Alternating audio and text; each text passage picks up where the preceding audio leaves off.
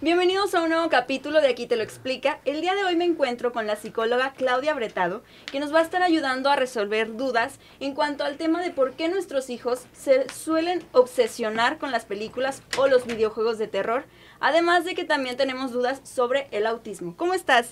Hola, muy bien, gracias, todo bien aquí. Gracias por aceptar la invitación. Muchas gracias a ustedes por la invitación. Me gustaría iniciar el tema preguntándote ¿qué es una obsesión? Una obsesión es cuando alguien tiene un pensamiento recurrente de hacer algo o estar pensando constantemente en algo. Sí, es una manera en que es muy repetitivo, de manera exagerada en el día a día, pues en cada momento, hasta que logra hacer aquello que tanto le obsesiona. Si no lo puede lograr hacer, ¿sí? Pues la obsesión vuelve más hasta que pueda lograrlo y entonces empieza a hacer como otras cosas fuera de serie que le pueden dañar por aquello que no logra hacer.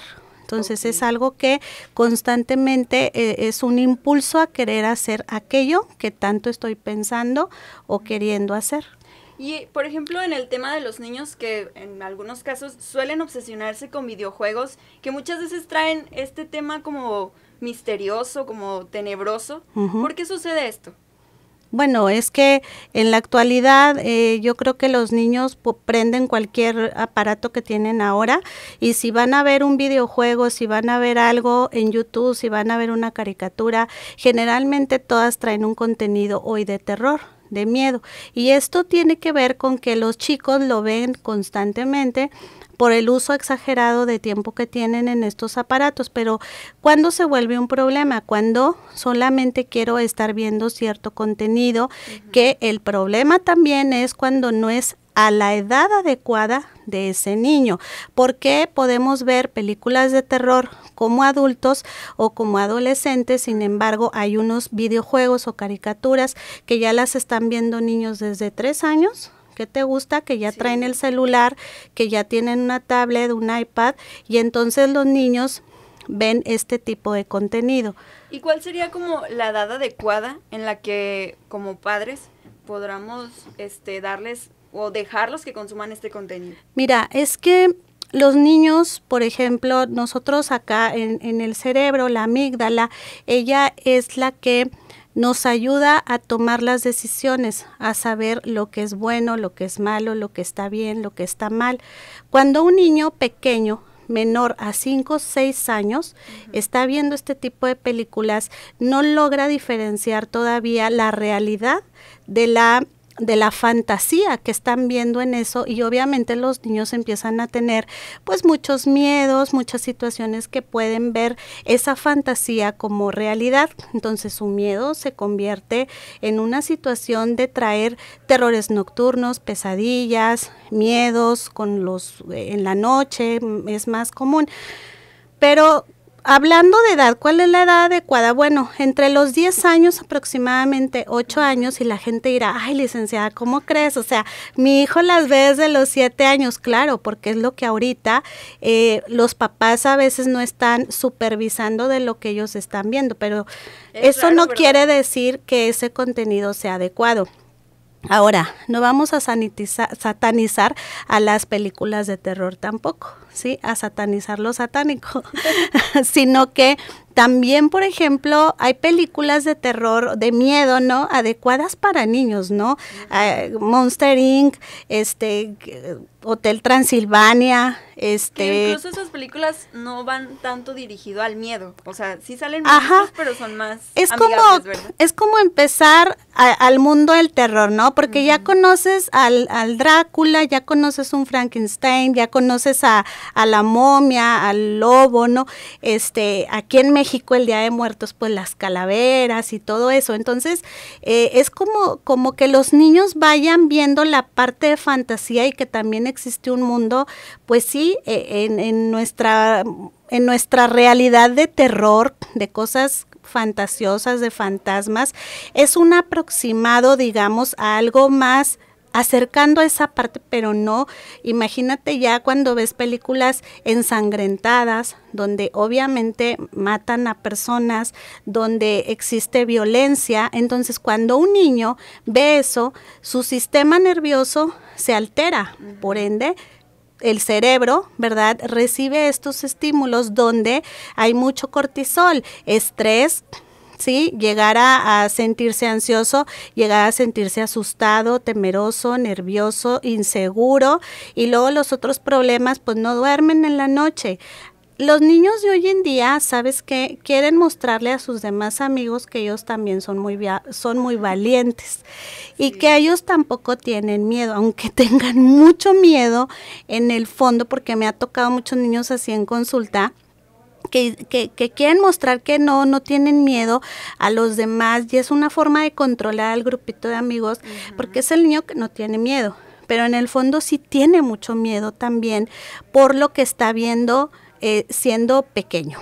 Ahorita los niños con todos estos estímulos, Joana, pues obviamente que ellos dicen, pues es algo más, voy a ver algo más fuerte, sí. Cada vez voy a ir viendo algo más fuerte, porque sabes que también el cerebro comienza a adecuarse en que cada vez puedo sentir más adrenalina. Justo eso te iba a preguntar, ¿sí? O sea, ¿cómo incluso ellos teniendo miedo, o sea, por qué lo siguen viendo? O sea, si incluso ellos sienten esta adrenalina, este miedo, o sea, ¿qué los motiva a seguir consumiendo este tipo de contenido? La obsesión, precisamente, de la que hablábamos en un principio, ¿sí? La obsesión, el sentir cada vez más, es como los electroshocks, cada vez quiero sentir más, a ver hasta dónde aguanto y a ver hasta dónde mi alerta, mi miedo, mis emociones ante eso van teniendo un aguante más. Y eso hace que el cerebro vaya despertando a querer más esa sensación.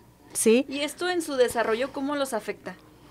Bueno, por ejemplo, hablando de los niños más pequeños que empiezan a ver cosas que no deben, lo primero es los terrores nocturnos, sentir que alguien sí los está siguiendo, sentir que alguien sí se les va a aparecer, a sentir inseguridad, a que son niños que luego no pueden dormir, incluso a veces, ¿no?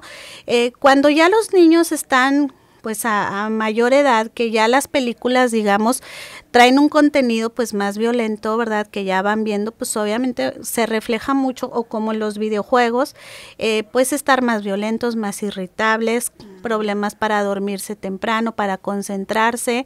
Entonces, pues a veces su mundo es solamente estar con esos juegos, y también se pierden muchas cosas como hacer sus tareas a tiempo, hacer algo más recreativo. Entonces, pues imagínate, su mundo solamente está sumergido en eso, y obviamente pues trae todas las consecuencias hasta en el contexto donde ellos se desenvuelven. Sí, o sea, entonces esto les puede llegar a perjudicar a tener una relación con otras personas. Sí, en algunas ocasiones sí, porque también hay muchas personas que ven películas de terror, pero no trasciende a su contexto social o está irritables. Es un gusto que puede tener, pero lo tiene medido. Sí, si hablamos... Porque igual yo creo también depende de la edad, ¿no? Claro, si lo volvemos una obsesión, si en mi casa solamente ven esto, ¿verdad? Entonces, pues obviamente en general son niños que están muy irritables, o son niños que son o pueden ser violentas con las demás personas. Ahora, no quiere decir que todas las películas de terror o ver terror hagan esto. Siempre va a ser en determinadas personas también. ¿Por qué? Porque va y tiene que ver con que cómo está esa persona en su familia, con sus padres, en su contexto social, si es un niño que está siendo muy bulleado y por esa razón ve eso como una manera de refugiarse en algo que sabe que lo puede hacer fuerte, ¿sí? Entonces siempre las cosas van a ser dependiendo de cada persona cómo lo va a tomar, pero en su mayoría un niño de menos de 6 años de edad que esté viendo este tipo de contenido, y no me refiero a las películas de terror infantiles, por así decir, sino los niños que están viendo cosas ya muy violentas, pues obviamente va a traer estas consecuencias. Y ahorita que mencionabas que llegan a ser violentos, incluso también pueden llegar a hacer cosas como, no sé, atacar a alguien más. Puede ser, se meten en un personaje a veces, ¿verdad? Y mira, si tú vas a una escuela, la que tú quieras, y yo lo digo porque yo trabajo en escuelas, los niños siempre están jugando a pegarse, ¿sí? Los niños siempre juegan brusco. Por ejemplo, en las secundarias, no hay una secundaria que yo no escuche gritos por toda la escuela, porque es la edad. Entonces, ya de por sí lo que traen de casa, el contexto social y lo que están viendo, ¿sí? Y luego resulta que es un niño que también pues tiene mucha energía, es un niño que en su casa ve violencia, es un niño pues a lo mejor tenga TDAH de tipo impulsivo, ¿no? Vamos a suponer, entonces es un conjunto de cosas como para definir el por qué una persona es como es, ¿sí? Y tiene que ver todas esas variantes para saber por qué es así. No podemos decir solamente pega porque ve películas de terror, no, sería un error, ¿no? Hay que ver el por qué hace todo eso para llegar a esa conclusión, qué tanto a él sí le está afectando, porque también tiene que ver la sensibilidad de cada persona, ¿no? Hay gente que aguanta verlas y como si nada, y hay gente que a la primera escena ya sale corriendo, ¿no? Ya se le imagina que está aquí atrás de ella la monja, ¿no? Ay, no. Sí. Pero yo creo que también sí tiene que ver mucho el contexto y también la edad, ¿no? O sea, porque pues un niño chiquito yo creo que con cualquier cosa sí se va a asustar, más que un adolescente. Por así Sí, y fíjate que esa es la razón, bueno, creo yo, ya ves que ahora, por ejemplo, los videojuegos sacan ciertos personajes en donde van como que inclinados al personaje infantil, bueno, a la gente que los ve, los niños, Ajá. ¿no? Entonces, por ejemplo, había un mono azul, no sé si recuerdan, no me acuerdo cómo se llama, y el otro rosa, es Kissimis y bueno, sí, hasta me los llevaban los niños ahí, ¿no? La caricatura. A la consulta me los llegaron a llevar, o otros que han salido, y van dirigidos precisamente a ese tipo de personas que lo ven, o sea, a los niños, pero sí, con la idea del terror, ¿no? Entonces, el que un niño tenga eso ante los demás niños, o llegaron a comprar a Chucky, ¿sí? Entonces, para los demás niños es como, uy, él no tiene miedo, él sí es fuerte, porque él no tiene miedo, ¿sí? Entonces, el miedo a mucha gente, a todo mundo, en general, miedo a cualquier cosa, nos puede paralizar. O sea, el miedo es la raíz de algo que te paraliza a hacer algo y a tener un cambio hasta en tu vida, sean los miedos que sean. Entonces, imagínate cuando ellos experimentan miedo, los niños desde pequeños, pues todo su sistema nervioso, su cerebro está alterado. Y cuando un niño ve constantemente terror y sus papás va acostumbrándose a más, y luego se da cuenta que socialmente, pues es el más fuerte por lo que ve y hace, ¿no? Entonces, el tener cierto control con los demás o admiración de mis amigos porque yo me atrevo a hacer o a ver esto, pues es como que quiero más, ¿no? ¿Y esto les puede llegar a generar ansiedad o algún tipo de trastorno? Sí, claro, les puede generar cuando no hay ese placer por el miedo, o sea, cuando no lo llegan a ejecutar o no lo llegan realmente a equilibrar, a gestionar emocionalmente, pues sí, son niños que luego pues son muy temerosos, ¿no? Son niños, como te digo, no duermen, o pues en la vida ya adulta más grandes, pues a veces tienden a ser personas violentas. Y como papá, ¿cómo podemos saber cuando nuestro hijo ya está obsesionado? Pues bueno, mira, yo creo que aquí los papás es el papel más importante, porque si tu hijo está más de 3 horas diarias en la tablet, en la iPad, en estar viendo lo mismo, pues ya te puedes ir a dar cuenta, pero ahí ese es el problema a veces, que no se dan cuenta.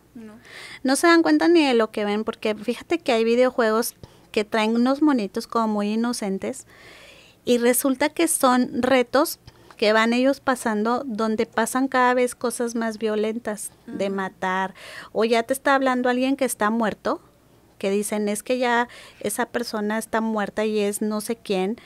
Hay muchos juegos así y por ejemplo, yo a los niños hay una sesión al mes que pueden llevar su tableta. o sus videojuegos, pero es para yo ver qué ven, ¿verdad? A ver qué estás haciendo, qué estás viendo, mejor qué contenido, que sí, ¿no? Y se los hago ver, ¿verdad? Oye, esto es así y se trata de esto, entonces pues sí, si tú me dices, oye, es que en las noches no duerme Claudia y en la mañana batalla para levantarlo, pues es que eso es lo que está pasando, ¿no?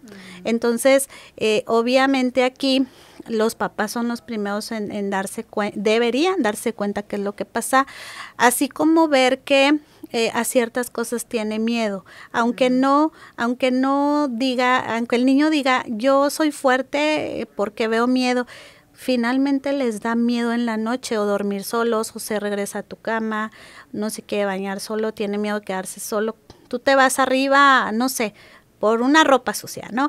Y el niño está abajo y corre atrás de ti porque tiene miedo, porque pues, ¿qué te pasa? ¿Qué tienes? No, es que se me va a aparecer sí, entonces ya te estás dando cuenta ahí que lo que está viendo ya le está repercutiendo.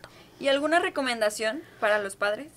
Cuando ya ven que pues de plano ya sus hijos pues ya se obsesionaron con ese tema. Pues definitivamente empezar a tener más límites en los horarios de lo que ven, restringir más lo que ven, en el YouTube restringirlo e incluso cerrarlo por un tiempo. He visto papás que dicen, ¿sabes qué? Lo voy a cerrar por un tiempo, creo que esto te está dañando. Y créeme, cuando lo hacen hay muchos cambios positivos. O sea, los meten a hacer deporte y en verdad hay cambios muy buenos. O por ejemplo, pues ver otro tipo de cosas, otro tipo de programas, entonces sí les ayuda, ¿no? El poco a poquito yo creo, pues no prohibirlo, porque luego a veces es hasta peor, ¿no? Sino tal vez bajar más los tiempos, medirlo, o ya cuando están viendo un contenido que realmente para nada de la edad, ¿verdad? Hasta películas muy violentas, pues quitarlo. Pero fíjate que hay papás que ven cosas violentas delante de los hijos. Entonces esto realmente es un problema porque los papás están viendo y dicen, es que yo merezco verlo, estoy descansando ya de todo el día, ¿verdad? Entonces, bueno, está bien. O incluso ya ves que hay un videojuego que también son muy violentos. Jugarlos con ellos también suelen hacerlo, ¿verdad? Sí, claro. Sí, yo creo que qué padre que tú como mamá o papá juegues videojuegos con tu hijo, pero hay una edad. Yo siempre he dicho, mira, siempre cuando un paciente me hace una consulta, lo primero que pregunto es ¿cuántos años tiene? Porque desde ahí yo me voy a ubicar en las etapas que está el paciente, como para decir, esto en esta etapa es adecuado y esto no, esto puede dañar y esto no, tiene que ver mucho la edad. Entonces pues si tu hijo está en esa edad 3, 5 años y tú andas ahí que vea cosas demasiado violentas, pues sí, es una situación al niño pues lamentable en su desarrollo psicosocial. Y en cuanto al tema del autismo, cambiando drásticamente de tema, ¿qué es el autismo? El autismo es una condición y es un trastorno neurológico que tiene una situación en donde ellos pueden desenvolverse de cierta manera socialmente. Por ejemplo, se diagnostica como trastorno del espectro autista y entonces esto tiene que ver, espectro, que a veces a mucha gente le asusta esa palabra, espectro quiere decir un todo, o sea, que cada niño con autismo tiene una manera de ser muy diferente a los demás, a otro, porque a veces la gente piensa que los niños autistas son como los de las películas o que son como, todos son iguales y todos tienen los mismos rasgos y no es así. Hay rasgos que son definitivos para diagnosticarlo, para darnos cuenta que a veces sí se puede hacer un diagnóstico diferencial a que alguien tenga TDAH y digan, es que tiene autismo. Hay niños que tienen autismo y dicen, es que tiene TDAH. Entonces, ¿y cuál es la diferencia de uno del otro? Bueno, hay que saberlo diferenciar de acuerdo a los rasgos, que vaya a presentar un niño, ¿sí? Con cierta tiempo también para diagnosticarlos. Entonces, bueno, pues es una condición neurológica, ¿verdad? En donde pues sí, en muchas situaciones tal vez sociales, sobre todo la parte social, es donde más podemos ver alguna situación donde no hay un desenvolvimiento adecuado, ¿verdad? Pero esto no significa que tenga un problema con su coeficiente intelectual. Por ejemplo, hay niños con TDAH o con autismo y tienen un coeficiente intelectual muy alto. Entonces la gente dice, no, es que es inteligente, por eso es así. No, es que eso sí es un niño con autismo que tiene un coeficiente intelectual alto. O sea, una cosa no está peleada con la otra. Y entonces ese niño académicamente sí puede ser un abogado, sí puede ser un profesionista, sin embargo, la estructura social sí se va a ver un poquito más mermada en ese sentido. Y te voy a decir que en algunos casos, porque existe autismo, trastorno del espectro autista tipo 1, 2 y 3, ¿sí? Depende del tipo que tenga el niño, pues cada vez la parte social va a ser mejor que otra. Por ejemplo, los niños del tipo 1 o el tipo 2 todavía pueden estar en una escuela, escolarizado, en una escuela regular, donde puede ir a tomar sus clases, entenderlas, ¿verdad? Pero a lo mejor sí ya vemos un niño de tipo 3, ¿sí? Donde totalmente a veces los rasgos son que tienen muchas rabietas, que son niños que son más impulsivos y entonces ya atacan, ya lo que les digas muchas cosas no las comprenden, no hablan, sí, definitivamente, tienen ciertos rituales en el día, si tú les quitas ciertos rituales ya viene pues mucho enojo, mucha frustración y es ahí donde ya el desenvolvimiento no es igual a que a lo mejor un niño con tipo 1 y 2 socialmente puede hacer más amistades, puede tener pues no, las rabietas están como a lo mejor más pues leves, sí, igual que el tipo 2, pues son más leves, a veces hay problemas académicos, a veces no, y por ejemplo, muchos rituales, ¿no? Pacientes, por ejemplo, que tienen miedo a la comida, porque se me va a atorar, cosas que son como extrañas, digamos así, se interpretan dentro de lo que es un trastorno con autismo. Y ahorita mencionabas que el autismo tiene ciertos rasgos como para identificarlos. ¿Cuáles serían? Por ejemplo, en una persona, ¿cómo puedo saber si tiene autismo o no? Mira, bueno, en las preguntas que hacemos en los cuestionarios de los rasgos de personalidad, generalmente son niños que cuando están pequeñitos empiezan como que a aletear mucho sus manitas, como siempre caminan como con cierta torpeza motriz y aletean sus manos. Generalmente son niños que tú les estás hablando y pareciera que no te escuchan, no te están entendiendo. Muchos de ellos empiezan a tener problema de lenguaje y el problema social, la adaptación, muchas veces, les es muy difícil hacer amigos o les es muy difícil como que tener match con las personas que les rodean. Generalmente una situación que puede ser diaria, cotidiana, tienden a ser eufóricos, a ser impulsivos, a ser rabietas en el lugar donde estén, ¿sí? No va a haber o distinguir esta parte, ¿no? Y eso empezamos a ver desde que están muy pequeñitos. A veces pareciera que tú les estás hablando y no te están entendiendo, pero sí te están entendiendo. Tienden a acomodar cosas de manera como muy metódica, ordenada, con colores, con piedritas, empiezan a coleccionar muchas cosas extrañas y fíjate que tienen un umbral al dolor muy alto, o sea, a veces tú puedes ver que se golpean, se pegan, fue un golpe fuerte y no se quejan del dolor. Y como padres, o sea, si estamos detectando que tienen este tipo de rasgos, ¿qué podemos hacer? O sea, ¿qué sigue? O sea, si yo veo que mi hijo, pues no sé, a lo mejor le cuesta trabajo socializar con las demás personas o tener un match, como dices, con alguien, ¿qué puedo hacer yo? A partir de los 4, 6 años de edad, si tu hijo está teniendo este tipo de rasgos que acabo de mencionar, como son algunos, ¿verdad? Yo en la escuela te dicen, le es muy difícil hacer amigos, se aparta, no le gusta estar con los demás, de repente va y pega, sí, de repente pues no le hicieron nada y se enoja, se encoleriza mucho, junto con los demás rasgos, pues acudir con un neuropsicólogo o un psicólogo clínico o un neurólogo, ¿sí? Okay. Esas son las personas que van a detectar, ¿sí? Con el manual del DSM-5 los rasgos que está presentando tu hijo.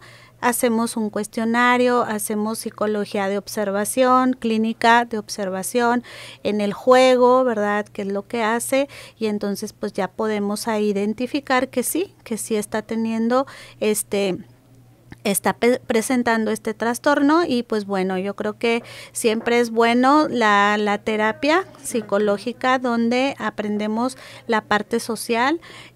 Hay otra de la que es la médica, ¿verdad? Sobre todo cuando son niños con mucho problema de impulso, que son más agresivos que otros, también.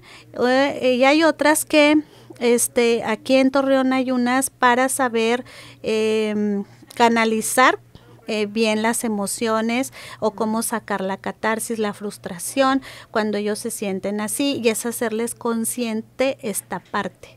Okay. Cuando ya están más grandecitos y dicen, es que algo tengo, algo me pasa, sí, no me desenvuelvo igual, algo me pasa, pues ya con la familia les explicas lo que tienen, cuáles son las cosas que podemos ahí manejar, porque tienen habilidades donde podemos ahí explotar a que esta persona, pues si es un buen músico, la música, es un buen pintor, es muy bueno, va a ser un gran ingeniero en matemáticas, o sea, darle entonces, por ese potencial, ¿no? Sí es cierto esto que dicen que los niños que tienen este trastorno, ¿es un trastorno?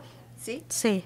Son más inteligentes que otros, que una persona que no lo tiene, por así decirlo.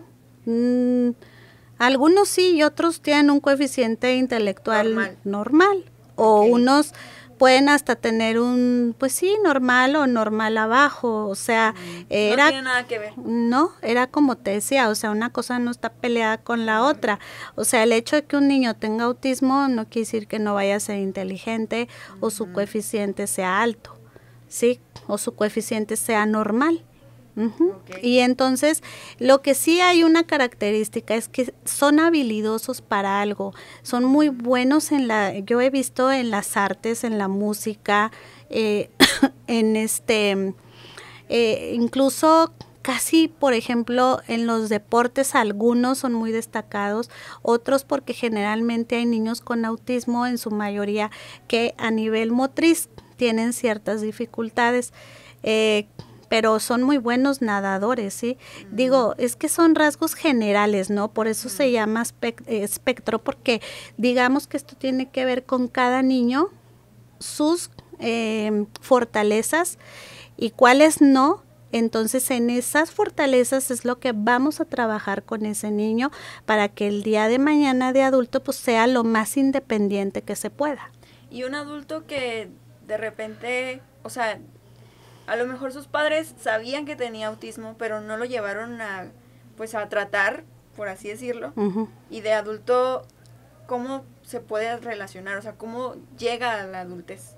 Pues generalmente son personas que no tienen problemas para relacionarse, andan de un trabajo a otro, no y luego tienden a veces a tener muchas dificultades sociales de baja tolerancia a la frustración, y entonces pues a veces andan de trabajo en trabajo por su temperamento, ¿sí? Porque pueden ser explosivos, ¿sí? La mayoría, porque tienen muy poca paciencia, y entonces pues sí, socialmente en su vida adulta pues sí se va a ver mermadas algunas situaciones en su desenvolvimiento. Y en cuanto a los menores que están en la escuela, ¿un maestro cómo puede detectar si un alumno tiene autismo? Bueno, los maestros ya Yo creo que ahorita hay un poco más de apertura, ya cuentan muchas escuelas con USAER, ya cuentan con que hay un psicólogo, ya cuentan con que hay una situación ahí de atención, de apoyo. Generalmente el maestro dice, este niño no trabaja, no se mueve, no socializa con los demás, no habla, no le interesa, no tiene interés, me hace cosas muy extrañas en el cuaderno, solo se la pasa dibujando, pareciera que le oye instrucciones y no me escucha, y no es por desobediente, es porque no lo capta. Entonces, a lo mejor el maestro en ese momento no puede decir, tiene autismo, tiene TDAH, no, pues lo mejor es mandarlo al especialista que está en la escuela, ¿sí? En el centro educativo, el orientador, el psicólogo, el psicopedagogo que estén en la unidad, y entonces pues ya ellos, ¿verdad? Van a entrevistar a los papás, ¿verdad? A ver qué pasa. No, sí, pues fíjese que cuando estaba chiquito, pues yo notaba esto, y desde el kinder sí me decían, pero pues bueno, muchas veces nos cuesta, o sabes que les cuesta aceptarlo, porque no es fácil. Hoy en día lo aceptan un poco más porque pues ya hay más apertura en estos temas y más ayuda, pero a veces híjole, ¿cómo que tiene eso? Entonces para mí ya, ¿qué voy a hacer en la vida con este niño, verdad? Y muchas veces es una negación aceptarlo, pero hoy en día el que lo aceptes y a más temprana edad pueda ser diagnosticado. Ojo, un niño no se diagnostica a los 3, a los 2 años, porque es normal que hagan muchas de esas conductas por su edad, ¿sí? Pero, híjole, esto de las redes y de muy falsa información que hay en día, y hay mamás que dicen, te lo traigo porque creo que tiene autismo. Ok, que te hace pensar, ¿cuántos años tiene? No, pues 2, no, no, o sea, apenas anda hablando la criatura, o sea, no tiene un problema de lenguaje, ¿sí? Porque todavía a los 2 años los niños empiezan a hablar, entonces hay que saber diferenciar, ¿no? Yo creo que ahora hay más esa apertura, ¿no? De saber. Entonces, también los maestros, ¿no? Ya como que dicen, híjole, cada vez vemos más situaciones. Sí. Hay que tener la escuela especialista, y que ese especialista esté también bien preparado en detectar eso, en hablarle a los papás, y muchas veces lo que hace el psicólogo educativo es, por fuera, llévalo con tal persona, ellos ya tienen ahí su agenda con tal persona que te va a ayudar a esto, ¿no? A trabajar cuestiones de conducta, de casa, condiciones neurológicas, etcétera, para llegar a saber qué tiene para ayudarle, porque un diagnóstico no tiene nada que ver con etiquetar a una persona. A veces lamentablemente escucho este tipo de situaciones, digo yo que me dedico más a lo clínico, es que etiquetar, me etiquetó y me dijo, porque tú sabes, hoy pues todo tiene que ver con sentirse atacado, ¿no? Sí. Cuando no es así, o tú como psicólogo dices, yo no diagnostico porque no etiqueto a las personas. Tienes que saber un diagnóstico y qué tiene, porque entonces, ¿con qué le vas a ayudar? ¿Con qué herramientas? Si es como ir y no sabe el doctor que tienes gripa, pues ¿qué te va a dar de medicamento, no? Sí. Entonces, un niño con autismo puede lograr llegar a tener una relación con alguien más. Claro. Puede lograr poder tener una amistad es que con alguien más. Muchos de ellos sí quieren tenerla. Ajá. Pero vamos a una sociedad también cruel, Giovanna. O sea, ay, es que es el niño raro y se van a reír de mí si me junto con él. O todos ven que hace cosas raras y de repente estamos cantando y empieza a gritar y a moverse raro y nos reímos todos. Y cómo tú te juntas con ese niño raro. Entonces, esta tiene que ver con una parte social de inclusión, ¿sí? O sea, de que si trabajáramos más en la inclusión, de entender que hay condiciones así, seres humanos que tienen este tipo de condición, lo vuelvo a repetir, pues puede ser su amigo, sí, va a ser mi amigo cosas extrañas porque él así es, pero no quiere decir que es una mala persona, pero lo que más le puede a un niño es que otro niño se burle de él, ¿no? Sí. Habrá niños que puedan tener mucha fortaleza mental, mucha educación de su casa como para decir, pues sí, es mi amigo, ¿y qué? Pues sí, es mi amiga, yo así la quiero, la acepto, tiene esto, híjole, o sea, sería maravilloso que todos fueran igual. Exacto, que los niños tuvieran hoy en día esa forma de pensar, pero a veces también los mismos papás, ¿y por qué te juntas con él? Incluso si te juntas con él, ¿verdad? Llegan a ser algunos así. Yo creo que sí, ¿no? Como todo, ¿no? Hay maestros que tienen ciertas ideas o prejuicios, como todo mundo, ante ciertas situaciones, ¿no? Pero ya como maestros, ya de veras cerrarse a eso, sería, ¿qué estás haciendo aquí en tu salón de clases, ¿no? Cuando hoy es tan variable lo que pasa como seres humanos, lo que vivimos como sociedad, en cuanto a que cada quien trae una situación, ¿no? Muy particular. Me gustaría que nos recordaras cuáles son los tipos de autismo. Ahí el tipo 1, 2 y 3, digamos el leve, moderado y grave. ¿Sí? Y cada uno va teniendo rasgos como más con cierto nivel de que ese niño de tipo 3, por ejemplo, tenga más rasgos que puedan no ayudarle a su desenvolvimiento social. O sea, ahí sí te diría que son niños totalmente fuera de esta realidad, este mundo, porque ya tienen situaciones de golpear, de pegar, de hacer rabietas, de no querer socializar, ya por ejemplo no tienen un adecuado control de esfínteres, usan pañal, sí, o sea, hay menos madurez.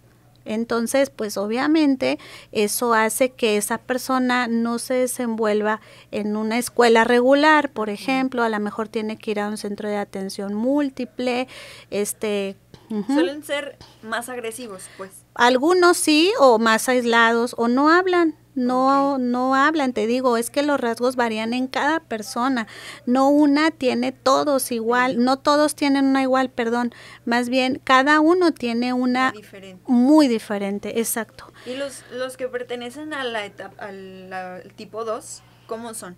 El tipo 2, pues bueno, a lo mejor, no, a diferencia del 1, pues a lo mejor sí es un niño que va a una escuela regular, pero no habla con nadie, no socializa con nadie, pero le interesan sus materias, le interesa, o si lo invitan a las fiestas no va, no les habla, se aísla, tiende a ser pues no sé, una persona que